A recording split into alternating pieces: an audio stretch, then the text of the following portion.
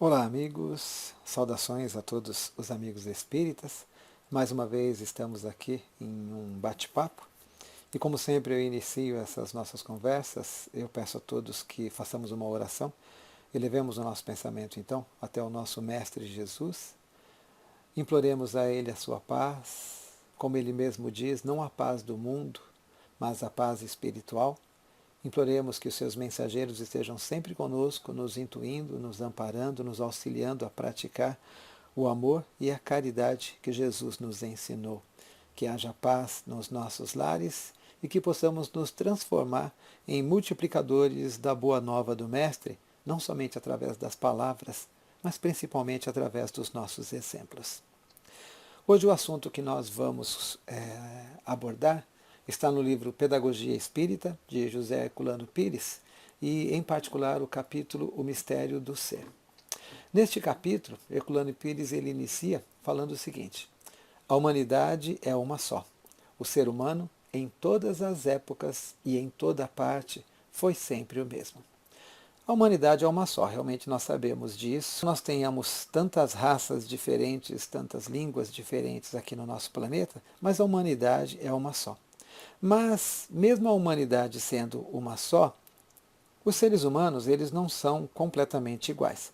Nós sabemos, através da ciência hoje, que mesmo a nível de molécula, mesmo a nível de DNA, nós não somos 100% iguais. Então, quando você faz um teste de paternidade, os cientistas eles chegam numa probabilidade de 98, 99% de semelhança. E aí eles determinam então a paternidade, mas não é 100%. Nós sabemos que nós temos vários tipos sanguíneos que já nos dividem em várias classes, e esses tipos sanguíneos ainda têm um fator a mais que também diferencia um do outro, que é o fator RH, que alguns possuem, outros não possuem. Então isso já nos torna não 100% iguais uns aos outros. E nós sabemos também que se você faz um transplante de rim, se você faz um transplante de coração, se você faz um transplante de medula óssea, é necessário que você pesquise entre milhões de pessoas uma que seja realmente compatível para que você tenha que tomar uma menor quantidade de remédios, de antígenos, né, para evitar a rejeição do órgão. Então, nós sabemos que mesmo fisicamente, a humanidade não é 100% igual. Nós temos diferenças entre uns e outros. E aí, nós temos algumas definições. Na Wikipedia, no Google, nós temos assim: o ser humano é o indivíduo pertencente à espécie viva que se distingue das outras por possuir inteligência, que pode usar para elaborar conceitos e realizar outras atividades intelectuais. Então aqui nós estamos falando do ser humano, uma individualidade corpórea, mas que é caracterizada por uma inteligência que distingue também um do outro e que faz com que ele possa fazer as suas próprias escolhas, determinar os seus próprios caminhos, reagir e agir com o meio ambiente no qual ele vive. E aí, indo um pouquinho antes, até Sócrates, ele diz o seguinte: o verdadeiro ser humano é um contemplativo incorporal da capacidade da alma e superior a todas as coisas corpóreas. Eu acho que essa é a analogia que mais se aproxima daquilo que nós acreditamos no Espiritismo.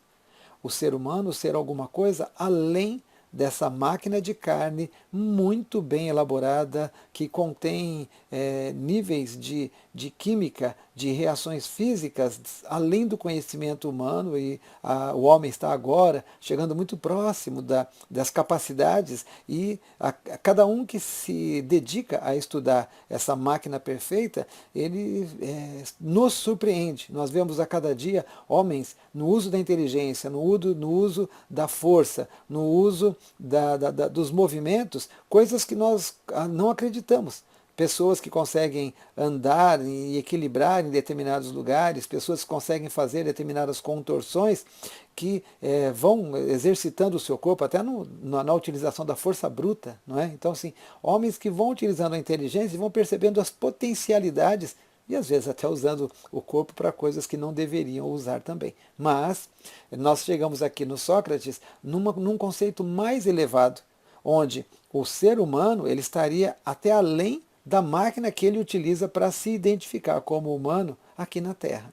Mas todas essas definições ainda estão um pouquinho esbarradas no aspecto físico, individual, mais materialista dele. Um pouquinho, Sócrates viajou um pouquinho mais, né, foi mais além, que já era da sua característica, mas nós estamos ainda muito vinculados às coisas da matéria.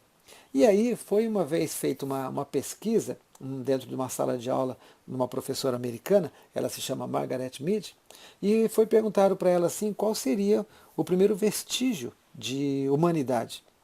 E ela deixou que os alunos, né, conversassem.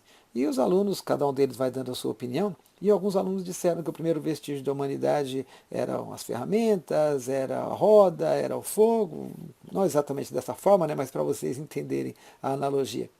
E lógico que essas coisas todas teriam na faixa de 40, 50 mil anos. E a professora ela simplificou tudo. Ela disse que o primeiro vestígio de humanidade surgiu há 15 mil anos. E esse vestígio de humanidade era um fêmur, né, ou aquele osso do corpo, né, que une ele fica entre o nosso joelho e a bacia, e esse fêmur ele tinha uma marca de que ele tinha se calcificado, ou seja, a pessoa tinha sofrido uma fratura e ela tinha sido calcificada. Para que uma pessoa consiga, quando há uma fratura do fêmur e ele calcificar, é preciso que alguém cuide dessa pessoa. Porque ela não tem condições sozinhas de manter a proteção do seu corpo, principalmente há 15 mil anos atrás, e nem do seu próprio sustento. Então, esse sinal de humanidade significa que alguém, através de sentimentos, se preocupou com ele e fez com que as necessidades de proteção e de alimentação desse ser fossem supridas. Então, é a solidariedade, é a fraternidade que demonstrou o primeiro sinal de humanidade.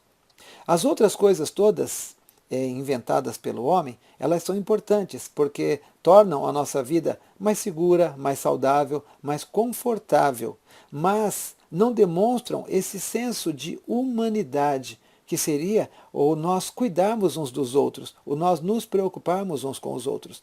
Dentro do processo econômico, existe, eu não diria que é uma humanidade, mas uma utilidade, não é? As pessoas se preocupam em produzir cada vez mais o seu tipo de bem, ou de produto, ou de serviço, porque isso faz com que elas obtenham mais ganho, e obtendo mais ganho, elas podem comprar as outras coisas que elas não têm.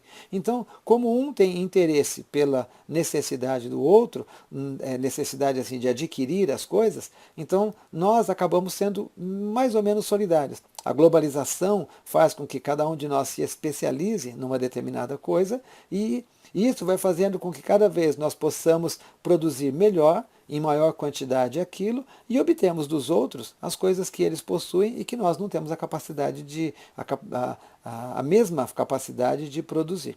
Mas mesmo assim, ainda é um processo desumano, vamos dizer assim, porque, por exemplo, nós sabemos que hoje a quantidade de comida que nós temos no planeta é suficiente para alimentar todos e sobrar.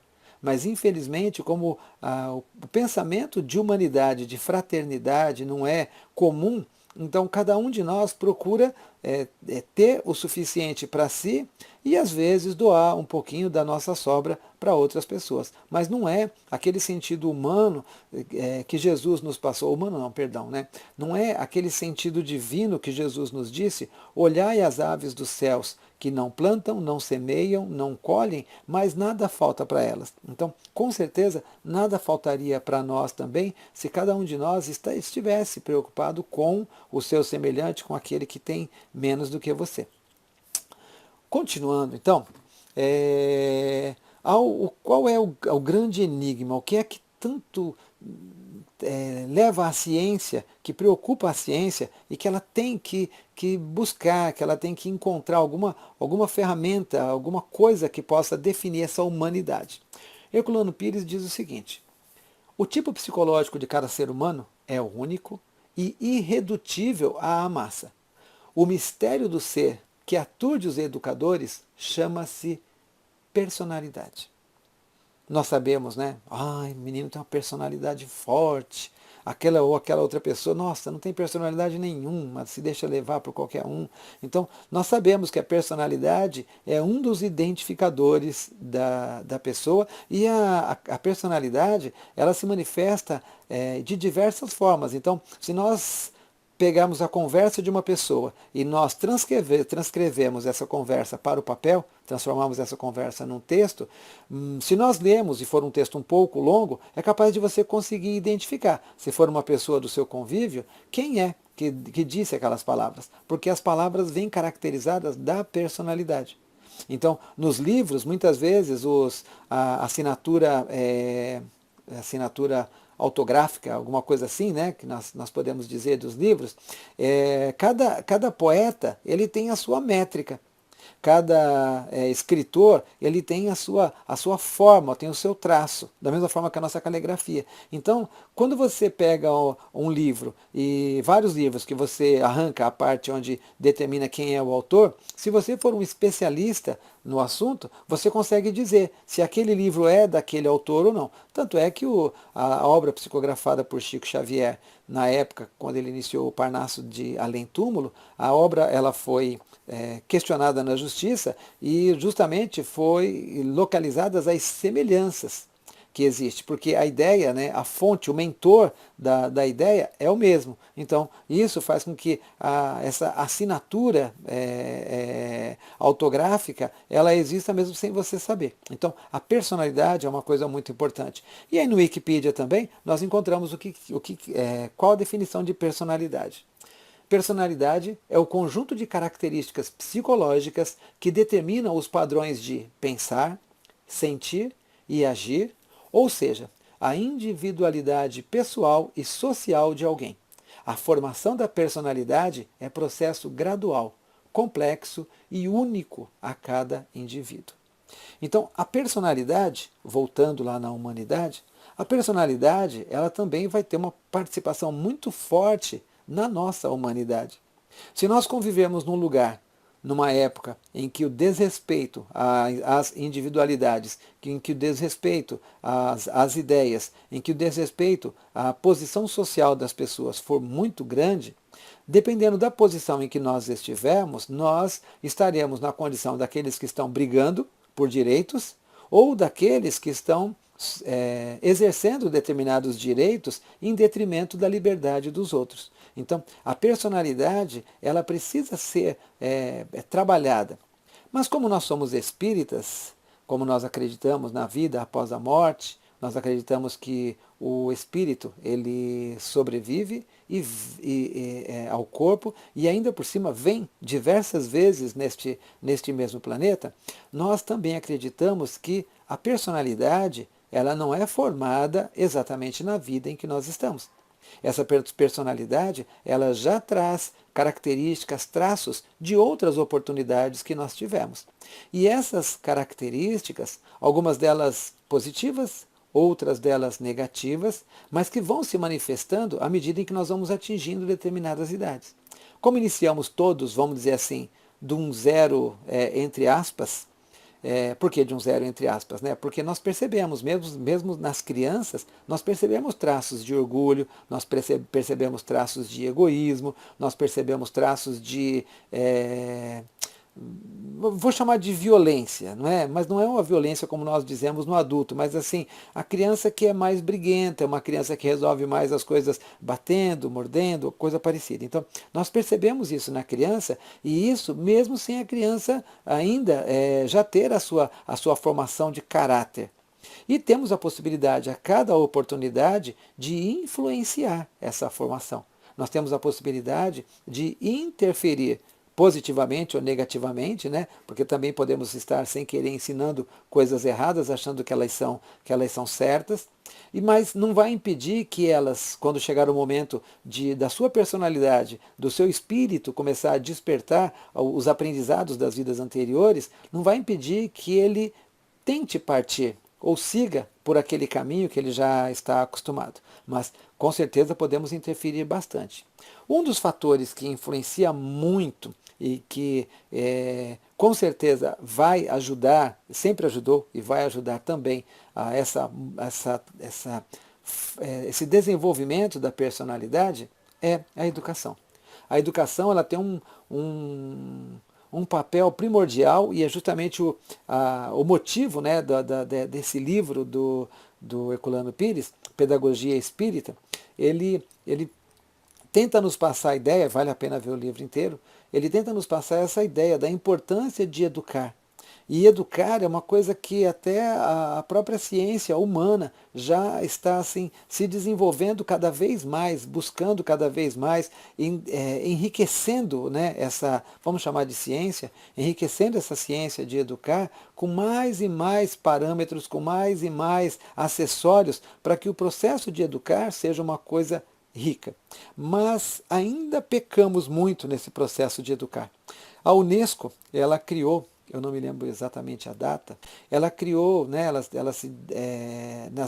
nos processos de educação, que eles têm uma preocupação muito grande, né, a Unesco é um órgão internacional, eles colocaram o seguinte: educação. A educação é o processo de facilitar o aprendizado ou a aquisição de conhecimentos, habilidades, valores, crenças e hábitos.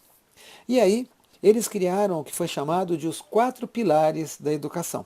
Seriam parâmetros em que os educadores, e aí na condição de educadores não podemos nos esquecer e devemos trabalhar isso, que os pais, os tios, os irmãos, todos nós somos educadores daqueles que estão conosco e em qualquer época. O filho pode educar o pai, como o pai pode educar o filho. O avô pode educar o neto, como o neto pode educar também o avô. Porque a oportunidade de aprendizado, uma das formas dela é justamente a convivência.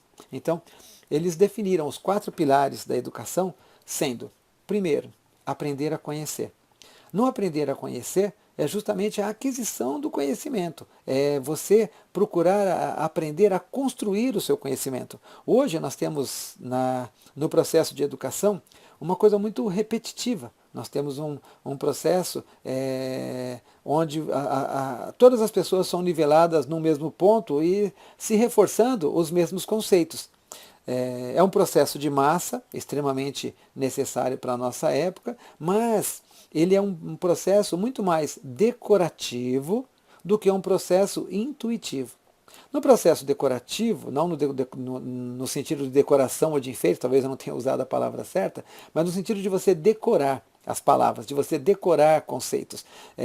Quando nós decoramos conceitos, nós só conseguimos aplicar o conceito àquela situação que foi decorada.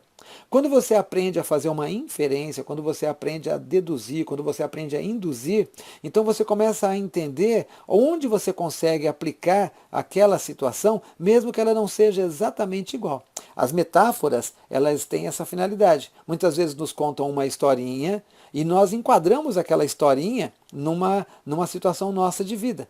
Então está cheio de historinhas que são contadas por aí e que elas têm esse objetivo de nos ajudar a refletir. Mas nós não somos treinados a refletir. E aí vem os discursos políticos, vem os discursos ideológicos, né? Independente de qualquer coisa, nós não somos treinados e nós temos uma preguiça enorme, a maioria de nós tem uma preguiça enorme de pensar, de refletir, de analisar. Nós preferimos sempre que alguém nos passe 30 perguntas para cair 10 na prova, né? Que assim a gente decora o texto. O segundo ponto é aprender a fazer. No aprender a conhecer, eu construo o meu conhecimento, eu viro um autodidata. Não é o autodidata, né, aquele ignorante por conta própria. Não, o autodidata é aquele que constrói o conhecimento. Então, no aprender a fazer, nós precisamos fazer com que o conhecimento ele chegue até o nível de onde ele é utilizado. Muitas vezes nós temos dificuldades com algumas matérias porque nós não conseguimos entender onde nós vamos utilizar aquilo. É um processo que a gente chama de processo alienado. Não alienado no sentido de ser louco, de ser não bater bem da ideia, né? É alienado no sentido de que você não consegue entender aonde ele se encaixa na sua vida. Então, se você não entende onde se encaixa, a tendência é você não guardar. Em terceiro vem o aprender a conviver. E essa é a parte mais importante. Eu me lembro, né, eu tô hoje, né, na época que eu fiz essa palestra aqui em 2020, eu estou com 56 anos. E eu não me lembro de, no tempo que eu estudei, existirem matérias que se preocupavam em ensinar a gente a conviver. Porque nunca nós fomos iguais a ninguém.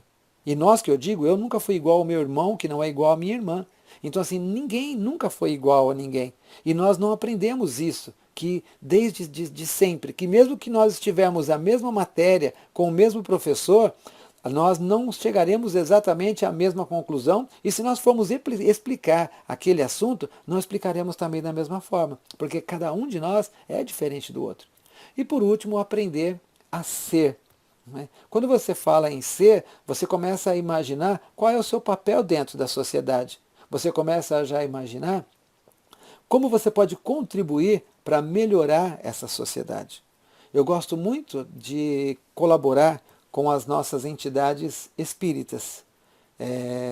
Eu observando algumas que eu já visitei, não visitei todas, mas as que eu já visitei, eu acho que o cuidado, que a atenção e a maneira como as coisas são desenvolvidas, desde a parte de arrecadação até a parte final, eu acho que são muito bem feitas e nunca ouvi falar de nenhuma entidade espírita, espírita no sentido até de seguir os preceitos de Kardec, né?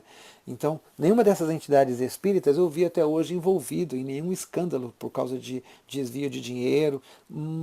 Muitas dessas entidades são dirigidas por pessoas que são voluntários, eles não têm salário para exercer a tarefa, mas com certeza tem muitos funcionários também contratados. Nós temos uma entidade chamada Médicos Sem Fronteiras, que não é espírita, não é católica, não é testemunha de Jeová, não é budista, não é nada. É apenas um processo, um conjunto de médicos, não é? E que fazem um trabalho de auxílio em lugares onde há muita necessidade. Eles têm uma busca constante de arrecadação, então tem boletos, propaganda na televisão, tem muita coisa, mas assim, é simplesmente a fraternidade da maneira mais pura. O ser humano cuidando do ser humano sem a necessidade de haver, assim, não é uma crítica a isso, mas assim, não há necessidade de ter nem Jesus Cristo ali dentro. Se somos humanos verdadeiramente, e se há 15 mil anos atrás alguém conseguiu encontrar um osso que conseguiu se calcificar, e naquela época ninguém sabia que existia Jesus Cristo, então aquela pessoa, aquele ser, ele mostrou a humanidade verdadeira, que independe de religião. Então, estamos aqui, utilizamos os exemplos de Jesus porque precisamos de uma referência, mas em essência, todos nós precisamos ser bons, independente de religião. Foi feita uma pesquisa por uns americanos e eles fizeram, a pesquisa ela era mais ou menos assim, você está numa situação em que uma pessoa está passando por uma dificuldade e o primeiro pensamento daquela pessoa, a maioria das pessoas, o primeiro pensamento, a primeira atitude foi solidária. A primeira atitude foi de ajudar. Depois, conforme passa algum tempinho, aí já começa a avaliar. Bom, eu ajudei um morador de rua, eu dei um dinheiro que ele precisava, dali um tampinho já vem um pensamento assim, nossa, mas e se ele usar esse dinheiro para comprar droga? Nossa, mas deu a impressão que ele não precisava mesmo do dinheiro.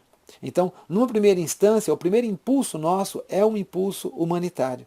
Depois, quando nós começamos a utilizar a nossa inteligência e nós começamos a utilizar a nossa educação, ou seja, todo o conhecimento que nos foi passado formalmente pela escola e por convivência com os nossos parentes, amigos, colegas de trabalho e os ambientes sociais e a televisão e as redes sociais, esse outro conjunto de coisas que também formam a nossa educação, eles já nos trouxeram uma outra reflexão, que já nos fez pensar, opa, peraí, será que realmente eu ajudei? Será que eu não fiz uma coisa errada? E uma série de coisas que não deveria passar pela nossa cabeça de jeito nenhum, né?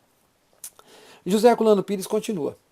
Educar, como se vê, é decifrar o enigma do ser em geral e de cada ser em particular, de cada educando. A educação não procura integrar o ser em desenvolvimento numa dada situação social ou cultural, mas na condição humana, salvando-o dos condicionamentos animais da espécie, elevando-o ao plano superior do espírito. E essa é a preocupação que até hoje a educação não teve, de formar valores morais dentro do espírito daquela criança, daquele adolescente e depois daquele adulto. Nós somos formados mais para o materialismo.